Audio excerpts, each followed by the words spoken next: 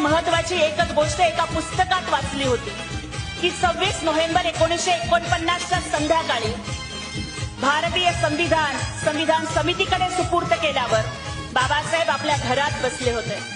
नानकचंद रक्तूंनी बघितलं की बाबासाहेब एकटेच बसलेत, पण बाबासाहेब कधी रडतायत तर कधी हसतायत. रक्तू बाबासाहेबांजवळ जातात आणि विचारतात की बाबासाहेब तुम्ही रडताय कशासाठी?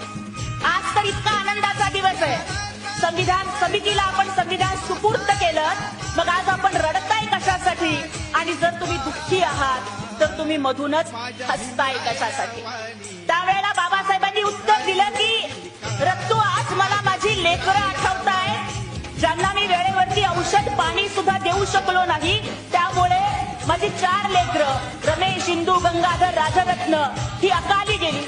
आज मला माझा राजरत्न आठवतोय की राजरत्नाच्या मृत्यूच्या वेळेस तर माझ्या रामूच्या फाटक्या पदरामध्ये गुंडाळून मला माझ्या लेकराला निरोप द्यावा लागला. माझ्या लेकरासाठी नवीन कफन सुद्धा मला आणता आलं नाही. त्याचं दुःख वाटतंय म्हणून मी माझ्या लेकरांच्या आठवणीत आज रडतोय.